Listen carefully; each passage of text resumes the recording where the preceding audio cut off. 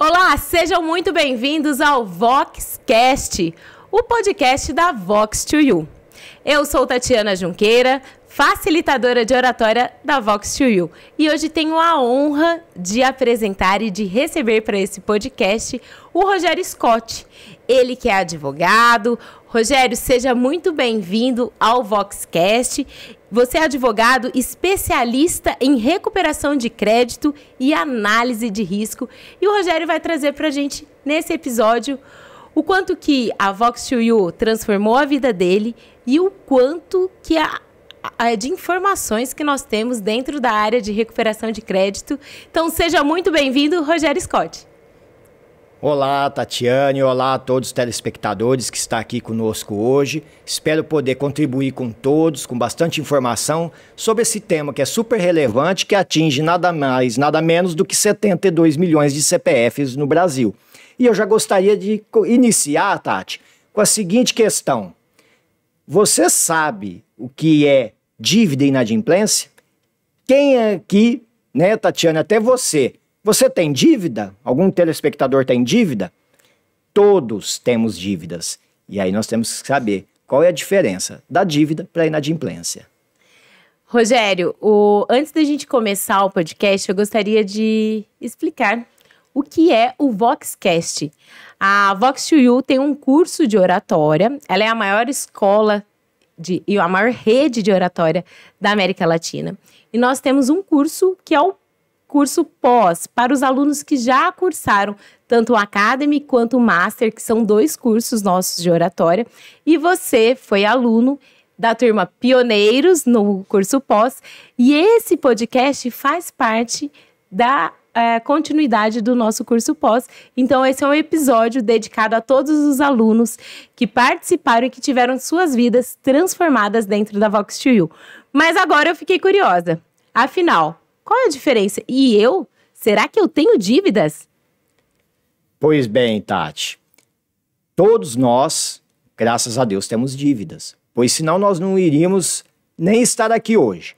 Todos têm um cartão de crédito, todos têm uma conta de luz, uma conta de telefone para pagar. Nós temos boletos, nós temos contas do dia a dia para pagar. Isso é uma dívida. E ela se torna inadimplente a partir do momento que você deixa de pagar este boleto, esta conta. Aí você se torna um inadimplente. E dependendo dos credores, você pode estar aí sendo inserido no rol de maus pagadores nos birôs de créditos do Brasil. Rogério, você trouxe que 72 milhões de brasileiros, é uma estimativa, estão inadimplentes. Quando nós falamos sobre inadimplência, a gente precisa voltar um pouquinho antes. Assim como comunicação e oratória não é ensinado na escola de base, nós também não temos na escola educação financeira. E quanto que isso impacta no desenvolvimento da economia, também no desenvolvimento das famílias, da renda.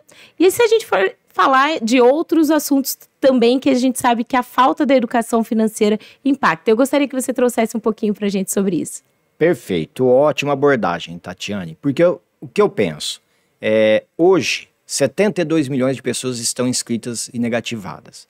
Isso que estão inscritas e negativadas, ou seja, nós temos muito mais pessoas que estão inadimplentes. Porém, vamos analisar sob o prisma que nós temos esses dados hoje. Será que é culpa destes CPFs estarem inadimplentes? Será que isso é culpa dos credores que oferecem créditos de forma demasiada, propositalmente ou não? Então, é algo que nós precisamos refletir muito bem, entender. E eu penso que é culpa de todos, tanto de quem toma o crédito, como de também quem concede esse crédito, culpa dos governos que nunca pensou em instituir uma questão de educação financeira nas bases. Então, algumas escolas particulares têm ali alguma coisinha, alguma pegada sobre educação financeira, porém não é uma forma massiva de educação colocada nas instituições de ensino. Isso, consequentemente, geram brasileiros que não sabem administrar as suas finanças e, consequentemente, acabam se tornando inadimplentes. Por quê? Gastam mais do que ganham.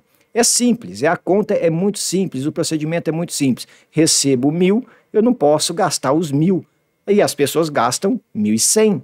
Então é um assunto muito sério. E quando nós falamos de responsabilidades, as empresas, por exemplo, bancos, instituições financeiras, será que elas também estavam preparadas para conceder esses créditos? Será que elas poderiam, de repente, analisar de forma mais criteriosa? E aí nós vamos mais além, não é só culpa de banco. Será que os departamentos de vendas que nós temos nas empresas nos são cobrados para estar vendendo cada vez mais de forma indistinta, indiscriminada? Vamos vender a qualquer preço e receber de que forma? Então é isso que nós temos que pensar. Às vezes é melhor você deixar de vender, negar uma venda e manter aquela pessoa sadia, explicar, ensinar aquela pessoa as responsabilidades que ela tem em pagar alguma dívida que ela contrair. E aquilo pode prejudicar ela se ela não conseguir pagar. Perfeito. E quando você traz essa questão da dívida, de não ter uma educação financeira, mas o aluno, quando ele chega na faculdade, a primeira coisa que um estudante recebe é um cartão de crédito e uma conta corrente. Se ele não teve um preparo suficiente, se ele não sabe ainda administrar e ele não tem renda, porque às vezes ele tem uma bolsa de estudo, mas ele não tem uma renda fixa, ele não está trabalhando. Como que ele vai gerenciar se ele não teve uma educação necessária, mas ele já tem crédito, ele já tem cartão? Isso vira uma bola de neve muito cedo. Muito cedo. Você muito bem disse, além de advogado, sou formado também em administração, então eu entrei na faculdade de administração em 1994 e eu lembro que existia dentro da faculdade um feirão para dar um cartão para os estudantes que estavam entrando na faculdade. Então eles davam um cartão, era um cartão de crédito, você já ganhava um cartão de crédito. Então eu não tinha noção nenhuma de cartão de crédito, eu tinha 17 para 18 anos. Então você imagina, eu nunca aprendi nada sobre crédito, débito, o que eu podia gastar. Você não tem esses ensinamentos. E eu vinha da escola pública. Outra coisa, a maioria dos estudantes, o crédito estudantil. Vai lá, a pessoa financia a escola em 20 anos, 10 anos, já contrai uma dívida sem saber o que é que vai acontecer na vida dela. Então assim, o cidadão ele a todo tempo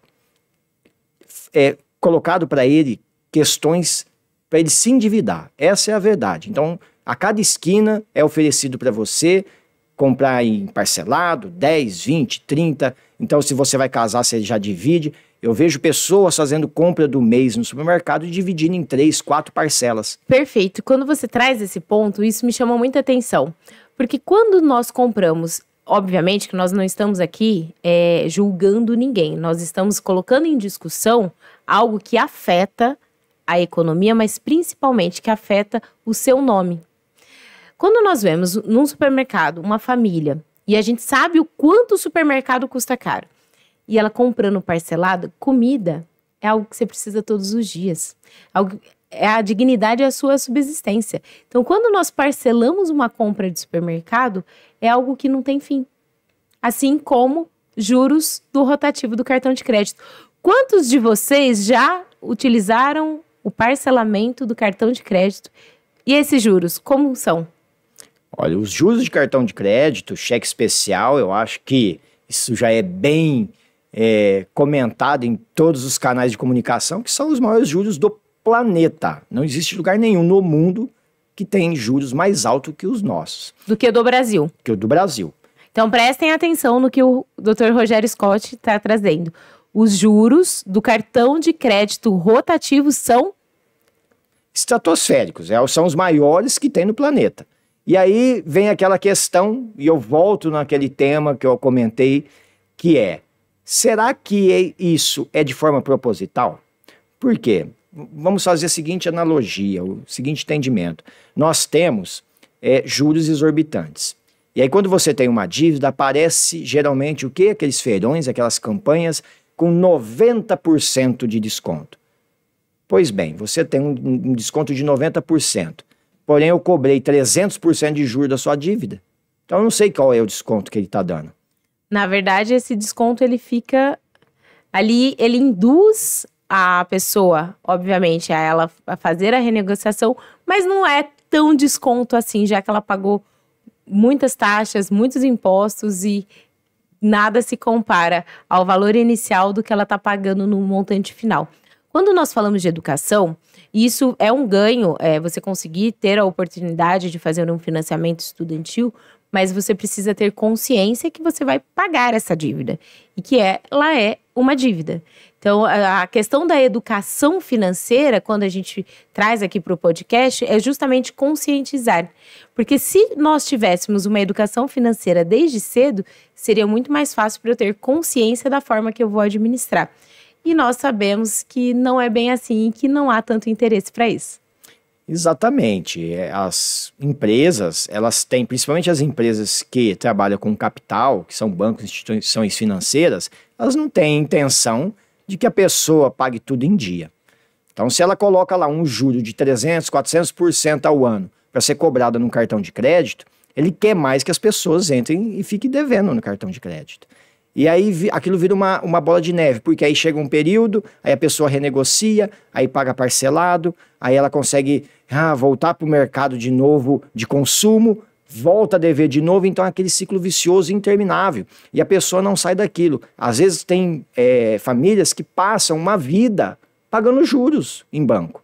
Então é aí que tem que entrar o que é a educação financeira. Como é que o que eu preciso fazer para sair desse ciclo vicioso? Então você precisa apertar um botão, um stop, e aí fazer uma análise financeira, pensar, eu ganho isso, eu preciso voltar a gastar isso, eu não vou ter mais esse tipo de cartão de crédito, eu não vou fazer mais esse tipo de dívida, porque o que eu ganho não é para isso. Um dia que a pessoa vir a ganhar mais, aí sim ela vai dando um passo. Então tem que ser uma coisa consciente e com educação financeira que tinha que ter havido lá na base. Então os brasileiros eles não têm culpa, né, de às vezes se endividarem. Eu penso que as empresas que têm uma responsabilidade social grande. E quando nós falamos de responsabilidade social, eu já gostaria até de tocar num tema que é a responsabilidade dessas empresas de trazerem à luz esses CPFs que estão lá, vamos falar assim, entre aspas, né, lá nas trevas. Como você vai falar de CPF nas trevas, eu queria que você explicasse para quem está nos assistindo sobre score. Então, o que é o score e por que nosso CPF fica negativado? Perfeito.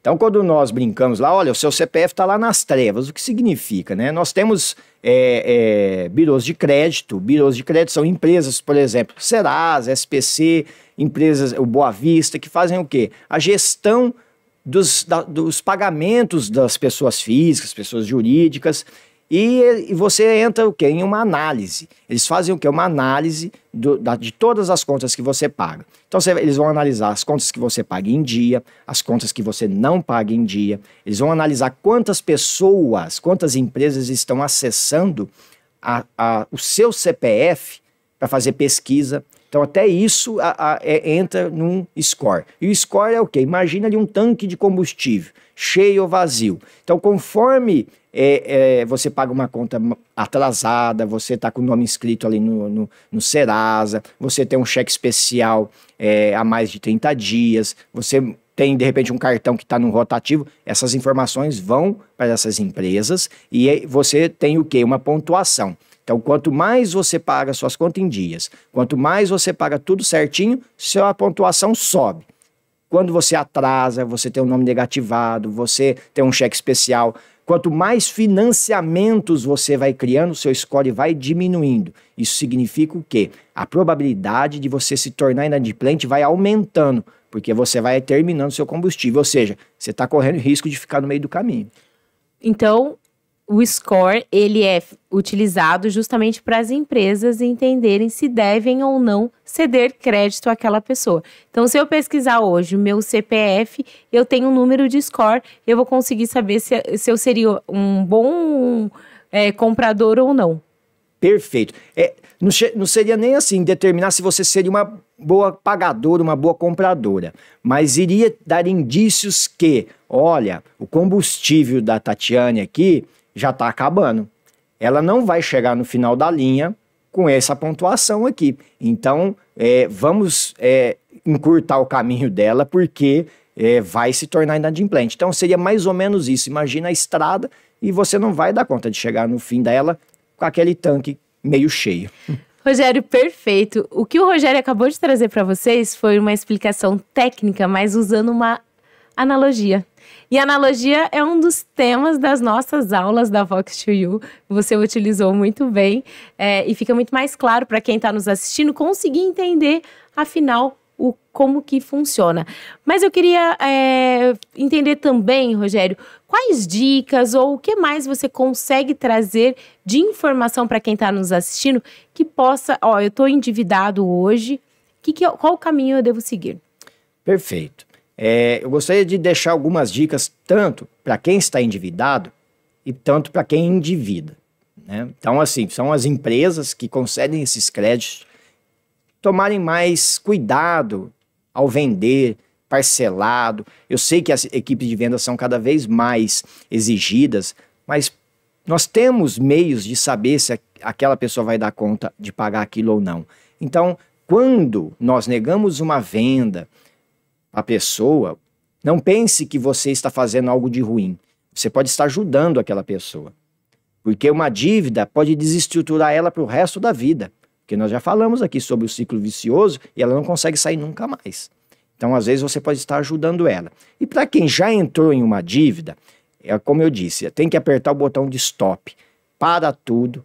Anote tudo que você está devendo. Uma planilha, um caderno. Se a pessoa tudo não sabe válido. trabalhar com a planilha, pega uma folha de caderno, anota. Eu pago isso aqui de juro aqui, aqui, aqui. E aí você vai analisar onde que você tem que atacar primeiro. Então, peraí, isso aqui eu estou gastando aqui um absurdo de juros nesse cartão. Sabe que eu preciso desse cartão?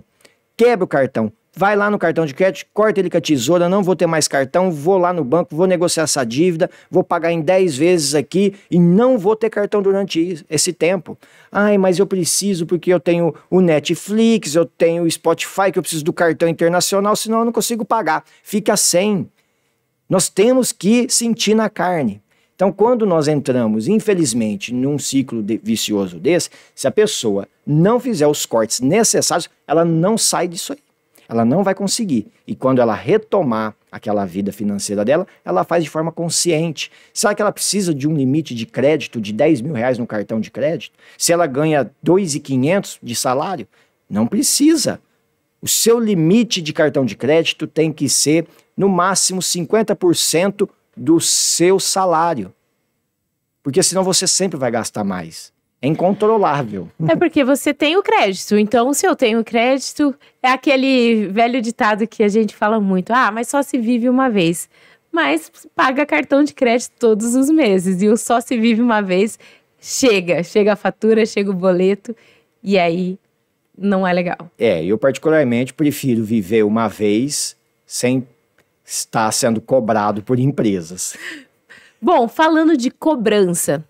Hoje, nós trouxemos muito sobre a questão das dívidas, da inadimplência. Mas existe alguma forma das empresas cobrarem de maneira humanizada? Perfeito, Tati. Nesse segmento, é o segmento principalmente que eu atuo, com uma pegada totalmente diferente, humanizada. Então, nós temos ali um call center de cobrança. Então, quando nós falamos call center de cobranças, que já vem na cabeça? 333 ligações por dia no seu telefone.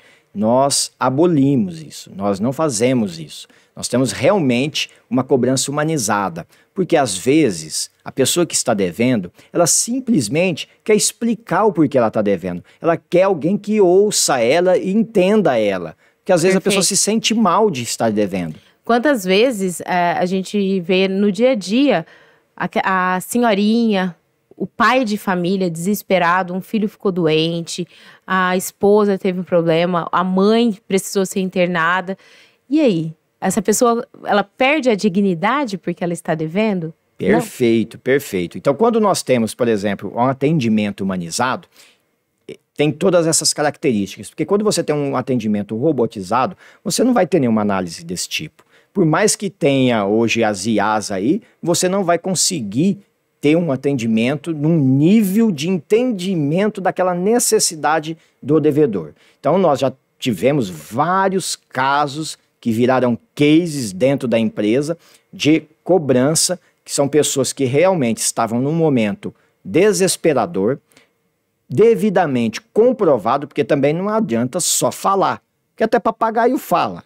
E na hora do desespero as pessoas matam a mãe, o pai, o tio, a tia, já matou a família inteira, então nós já sabemos como é que funciona. Porém, nós pedimos sempre uma comprovação. Então, de repente, a pessoa falou assim, olha, quantas vezes o marido ou a esposa entra em contato, olha, o meu companheiro está acamado, eu não sei o que eu vou fazer, eu estou devendo isso aqui, eu preciso parcelar.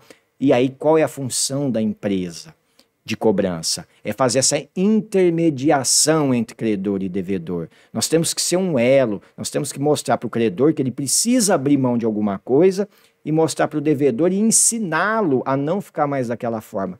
Quantas vezes nossas operadoras já explicaram para as pessoas, olha, você precisa fazer isso aqui para você não ficar mais devendo essa taxa. Vou dar um exemplo bem pequeno, rápido, que foi uma taxa de condomínio. Então, nós percebemos que nós tínhamos no nosso rol de inadimplentes, um inadimplente que todo mês ele ficava inadimplente de uma taxa de condomínio. Aí, no mês que vem, ele ficava da taxa do mês anterior, pagava do mês anterior subsequentemente. O que nós fizemos? Foi, olha, mas espera aí, ele está errado. Por que ele não faz um acordo? Então, os sistemas não permitem que, de repente, ele faça um acordo com um valor de parcela muito baixo. Porque senão as pessoas parcelam em muito tempo. Olha, sua dívida é R$200. Você não está conseguindo pagar as duas dentro do mês. Você vai pagar a do mês, certinho, sem multa, sem juro, para não ficar mais atrasada. E essa que está atrasada, você vai pagar R$20 por mês. Você vai pagar em 10 vezes, para você nunca mais ter que pagar atrasado a sua taxa de condomínio.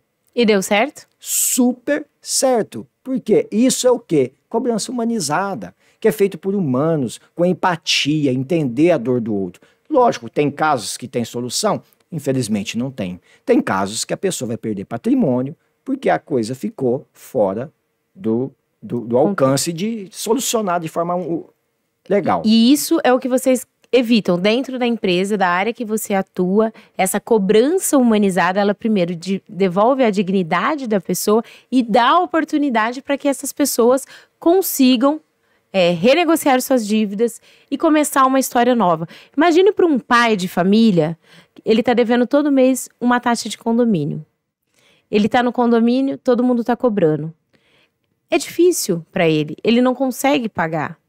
O que ele sente? O sentimento dele ali é um sentimento de culpa, muitas vezes, é um sentimento até de incompetência de não conseguir resolver aquilo. Então, quando você traz que existe sim uma forma de cobrar mais humanizada, e quando nós falamos humanizado, muitas pessoas falam, mas nós somos humanos. Sim, só que as pessoas se tornaram tão superficiais que a palavra humanizada, ela precisa ser resgatada. Seja no ambiente de saúde, seja no ambiente de cobranças, porque nós estamos lidando com pessoas.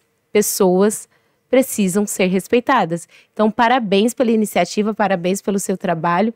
E eu gostaria agora de falar com você sobre a Vox2U. Afinal, estamos no VoxCast. Como foi sua experiência? Conta pra gente, pra quem tá assistindo. Quem é o Rogério na Vox?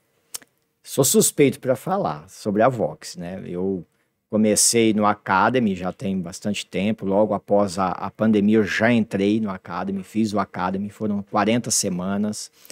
Hoje, né, já o curso é de 30, ficou bem mais compacto. Achei que ficou muito melhor, ficou bacana, compacto, então a pessoa, de repente, tem um aproveitamento até melhor. Fiz o pós, e o mais engraçado de tudo, e eu falo isso para todo mundo, eu entrei num curso de oratória, e eu aprendi a ouvir. Então, ouvir. E aí nós temos até uma aula que é ouvir na essência. Então eu aprendi a ouvir. Porque nós temos, às vezes, que nós vemos do lado do empreendedorismo, nós temos às vezes dificuldade de ouvir. Porque nós precisamos falar, convencer. E às vezes, você sabendo ouvir e falar o necessário, você consegue convencer de muito mais fácil. Quando o Rogério traz para vocês sobre a aula Ouvir na Essência, essa é uma das minhas aulas favoritas. Inclusive, quando eu ministrei aulas para kids e teens, sempre foi uma aula que os pequenos também traziam como uma das preferidas. Porque não basta ouvir. Eu preciso ouvir o quê? Na essência. Eu preciso ouvir e entender o que o outro está falando. E aí, voltando ao link que você estava da cobrança humanizada, quando a sua atendente faz contato com aquela família e ouve na essência, tem uma escutativa, eu presto atenção, assim como nós dois estamos conversando agora. Um está ouvindo o outro. Olha que bacana. Mas no dia a dia a gente não percebe. A gente coloca tudo tão no automático que às vezes a gente esquece. Alguém está comentando comigo algo, eu já falo algo alguma coisa em cima, então eu vou me perdendo. Que bacana. E no curso pós? No pós-Vox2U, você é da turma Pioneiros da Vox2U Ribeirânia, me conta como foi essa experiência, reviu amigos? Foi sensacional. Quando terminamos o Academy, nós já ficávamos ali cobrando o pessoal, olha, quando é que vai ter vocês precisam inventar alguma coisa, vocês precisam fazer alguma coisa que não pode ficar assim, eu não vou fazer de novo o curso lá logo em seguida, eu quero fazer alguma coisa diferente, todo mundo. E quando lançou, nossa, eu levantei a bandeira, fiz um monte de amigos, hoje vai estar aqui presente vários deles, olha, nós temos que ir lá no lançamento, nós temos que fechar, nós temos que fazer todo mundo junto, porque vai ser sensacional. E foi sensacional. Superou as expectativas, claro, e nós percebemos que nós saímos de lá, assim, praticamente profissionais da oratória. Então eu sou muito grato, lógico, com uma facilitadora igual a Tati, não tinha mesmo. Olha, eu tive, para vocês saberem, né, agora eu vou dar alguns spoilers. Conta, aqui. Conta, aqui agora pode contar não, tudo, eu tá vou contar tudo certo. Porque assim, nós tivemos a Regina, sensacional facilitadora, tão boa que aconteceu? A franqueadora foi lá e falou, não, essa aqui é para mim, não deixou mais dar aula. Ah, então tá bom. Aí surgiu uma outra sensacional. Quem? A Tati. Nossa, que legal e tal. Porque eu estava realmente preocupado. Porque eu falei assim, nossa, quem vai vir para poder dar essa aula, né? Porque, poxa vida, não é uma aula... Você já está dando uma aula ali para um pessoalzinho mais... gabaritado, são alunos que já passaram por um longo curso de oratória. Aí, o que aconteceu? A franqueadora foi lá e falou, não, a Tati também é nossa. Então, assim, e agora os outros que estão lá são sensacionais. Nós temos os professores lá que, assim, é do nível, não fica nada a desejar, e eu fico feliz porque você vê essa evolução de todos os facilitadores. Então, isso que é importante. Então, você vê que é uma empresa que está preocupada realmente em sempre estar fazendo com que seus colaboradores ali na rede toda cresça cada vez mais, se qualifique cada vez mais. Então, nós temos professores ali altamente qualificados. Isso aí eu fico muito feliz. E na sua transformação, além da escuta? Minha transformação, ela... transcendeu a oratória na parte empresarial. Ela transcendeu, porque geralmente a maioria das pessoas procuram por questões profissionais. Eu sou advogado, eu sou pastor, eu preciso melhorar, eu sou vendedora, eu atuo como líder numa equipe de vendas, e eu preciso melhorar. E assim, lógico, me ajudou na parte empreendedora, profissional? Demais. Mas na vida pessoal foi algo transformador. Né? Eu divorciei no Academy, voltei com a minha ex-esposa na pós, porque... Teve comemoração, quem está nos assistindo, nós comemoramos a volta do Rogério Scott do casamento. Foi desse jeito, mas isso por quê? Porque eu aprendi muita coisa. Então, quando eu comecei o Academy, eu era uma pessoa. Eu mudei para melhor, acredito, porque senão minha ex-esposa não ia voltar comigo. Porque uma coisa eu vou falar para vocês, conquistar uma mulher é fácil, conquiste ela 2 vezes para você ver. Isso difícil. É um desafio. Então, assim, eu na vida pessoal melhorei, com os filhos, com a família. Hoje eu estou numa reunião ali, hoje eu estou numa confraternização com amigos, eu sei ouvir. Então eu presto atenção no que as pessoas estão falando. E eu sei que lá atrás, no passado, eu não era assim. E às vezes passava até por arrogante. Porque você, de repente, atropelava algumas coisas, você fala demais, você tudo sabe, e aí se torna até, às vezes, na impressão de outras pessoas, uma pessoa, às vezes, arrogante. E graças a Deus, na minha vida pessoal, melhorou 100%. Hoje eu consigo ouvir mais. Ó, eu tenho que parar de falar, porque senão a Tati não fala. Bom, Rogério, estamos chegando ao final do nosso VoxCast. Foi um prazer recebê-lo. Mas quem já foi aluno da Vox2U sabe que todas as aulas nós terminamos com uma frase, ou uma palavra, a palavra na caixa. Ao final de toda a aula da Vox, cada aluno deixa ali sua palavrinha na caixa. E para encerrar o VoxCast, gostaria que você deixasse uma frase ou uma palavra. Uma palavra não vai ter como, porque é impossível resumir tudo em uma palavra, principalmente no tema. E eu gostaria de deixar algo que tenha a ver com esse tema, para vocês entenderem a essência. Essa é uma frase que foi dita por Sêneca. Ele foi um grande advogado na Idade Romana, 4 anos antes de Cristo. Então, olha a frase que ele falou há mais de 2000 anos atrás. Dívida pequena faz devedor. Dívida grande faz inimigo. Então, olha o quão profundo. Essa é a frase que eu gostaria de deixar para todos, para refletir e para pensar. Não só quem tem dívida, mas também quem deixa as pessoas ficarem endividadas. Muito obrigada, Rogério Scott. Foi um prazer ser sua facilitadora. Foi um prazer recebê-lo aqui no nosso episódio. Você da turma Pioneiros do nosso curso pós da Vox2U. Muito obrigada a todos e até o próximo episódio.